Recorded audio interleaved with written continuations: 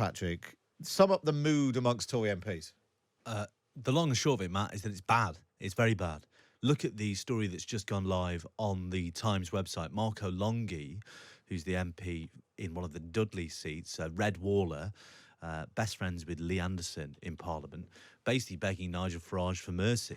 And that is very much the mood in the Conservative Party. Apologies, I was getting run over by a mob of Nigel Farage supporters. It's absolutely crazy here, and I think the signal's pretty poor. So yes, I am here. Go on then, paint a picture for us. What's it like in Clacton? Well, I mean, I think that paints a very accurate picture of what it's like here. The turnout is absolutely huge. I mean, I know we expected it to be a pretty popular event, but there are honestly so many people. I've spoken to people all through the morning who've travelled from other places who don't even live in Clacton. They've all come here just to hear Nigel Farage speak. And honestly, then when Nigel was arriving, just as we were trying to connect that first time, paparazzi here, people literally throwing themselves at him, trying to get photos and stuff. So, yeah, very popular in the area. He's currently giving his speech right now on a podium. Crowds of people outside. We're right by the pier in Clacton. So many people all holding their phones up and cheering his name. I'm not sure you can hear in the background of this, but he is making that speech. People really shouting his name and seeming very positive. In the press notice from the Reform press office yesterday, they said there may be an open-top bus, there may be music. Can you confirm either of those things? Haven't seen either of those yet, but I presume, it's never too late. Maybe after the speech, maybe that might be his big exit. All we saw was Nigel coming down with Richard Tice.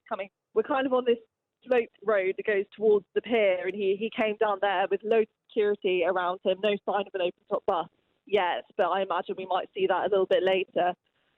Alicia, thanks for that. Alicia Fitzgerald there, live in Clacton, amidst the hullabaloo. Well, what impact is all that going to have on the Conservative Party and what Rishi Sunak does next? Times Radio senior political correspondent Patrick Maguire is here. We're not quite 24 hours, 20 hours on since he made that announcement, Patrick. Sum up the mood amongst Tory MPs. The long and short of it, Matt, is that it's bad. It's very bad.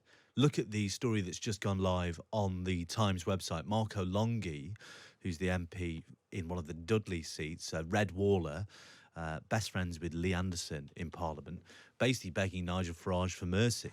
And that is very much the mood in the Conservative Party. The other mood is one of trepidation among MPs who self-identify as moderates. They're worried that Rishi Sunak's number 10 is going to now single-mindedly pursue the reform vote even less subtly than it was already, and that'll inevitably wind up that wing of the Conservative Party. So either way, it's either a mood of fatalism or anxieties. There are some Tory MPs, it should be said, that think Farage is an irrelevance and a busted flush, but they are definitely in a minority.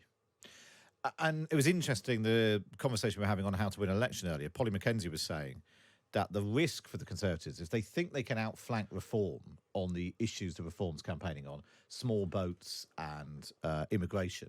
Then all they do is raise the salience of those issues. And when the people who are concerned about that go into the polling station, they're more likely to vote for Reform than the Conservatives. That's the risk. And also that's something people at the top of the Labour Party are worried about. I was just speaking to an senior ally of Sir Keir Starmer, who noted that this isn't electorally, it's very good news for the Labour Party in that, it will disproportionately hurt the Tories. It will hurt the Labour Party, but it'll hurt the Tories more in terms of pushing down their 2019 vote.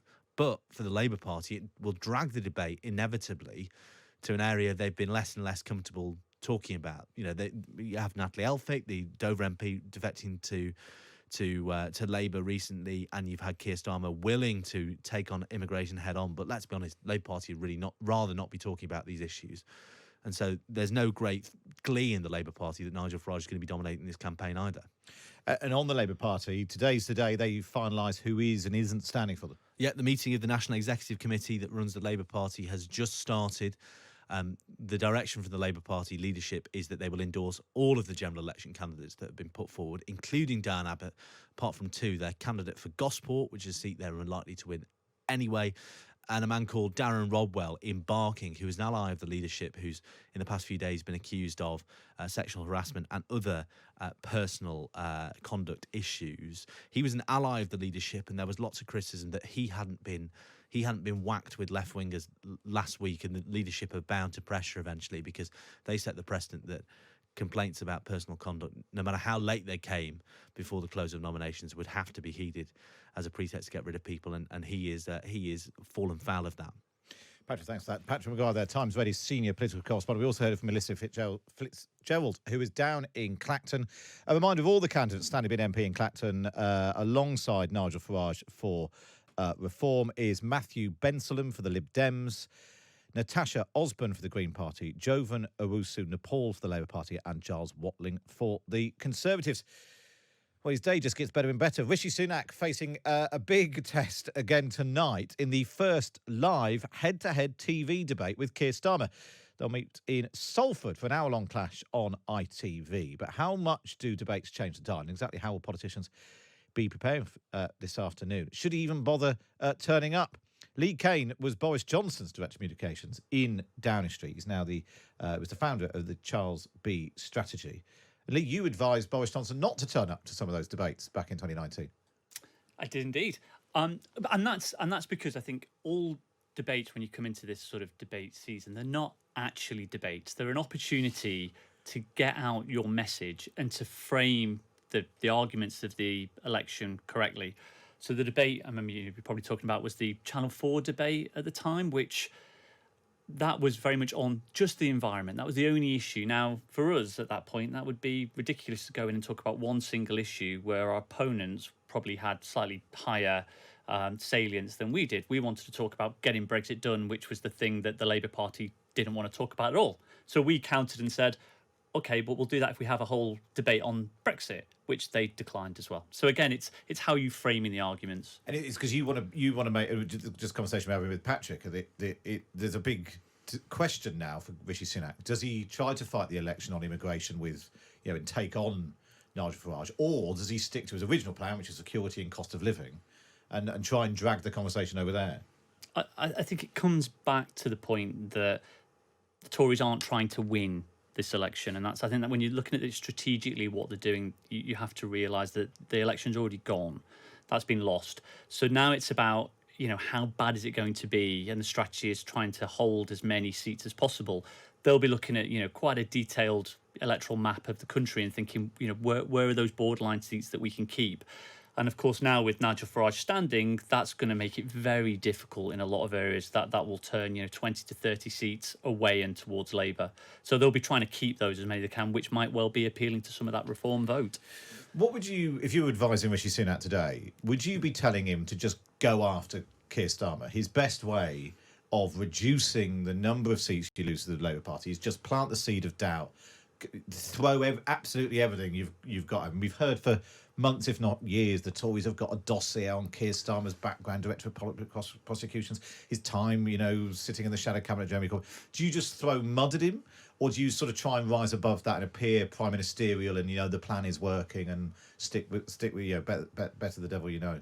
So I think the good news for Rishi Sunak is that the public aren't enthused by Keir Starmer. Nobody's thinking we're going to the polls because the change we want is Keir Starmer. That's not the case. The bad news is the change people want is for it not to be the Tories. So it is a real challenge of when you're presenting yourselves as the Tories are, as the status quo campaign, stick with the plan, more of the same. That's quite difficult when you look at, the polling that we've done on the different battlegrounds. People think things are worse than they were in 2019. They think they're worse than they were in 2010. So going there and consistently saying stick with the plan is quite hard. If you're Keir Starmer, tonight's great because you just talk about it's change, it's moving away from the Conservatives, we're going to bring that change. It's a much easier narrative. The challenge, again, for the Conservatives, because the framing of the whole election is the wrong one, it doesn't really matter what he does tonight. That won't move much of the sort of conversation. It's the same reason why all of these different policy announcements are dropping and not changing the polls, because the overall framing isn't the right one. Just finally, do you think there is anything that Rishi Sunak could have done at any point, being the one who had to pick up the ball and run with it post Liz Truss, post Boris Johnson?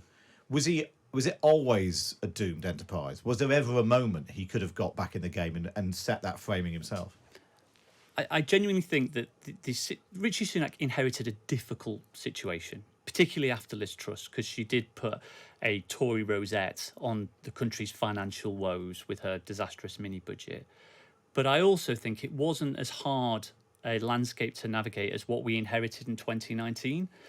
And actually, if he'd have come in and listened to the public's concerns and delivered on actual change, looking at things like actually getting down waiting lists. Some of the rhetoric was right, getting down waiting lists, stopping small boats, improving the financial situation.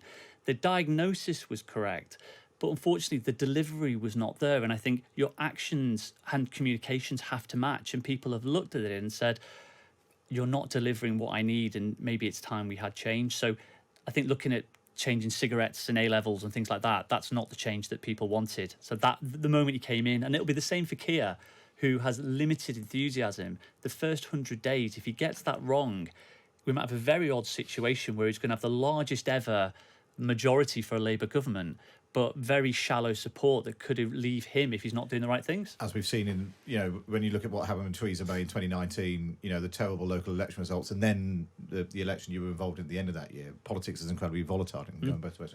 Your poll rating can go up as well as down, I think is the disclaimer. Lee Kane, really good to see you there. Former Director of Communications for Boris Johnson, founder of Charles B Strategy.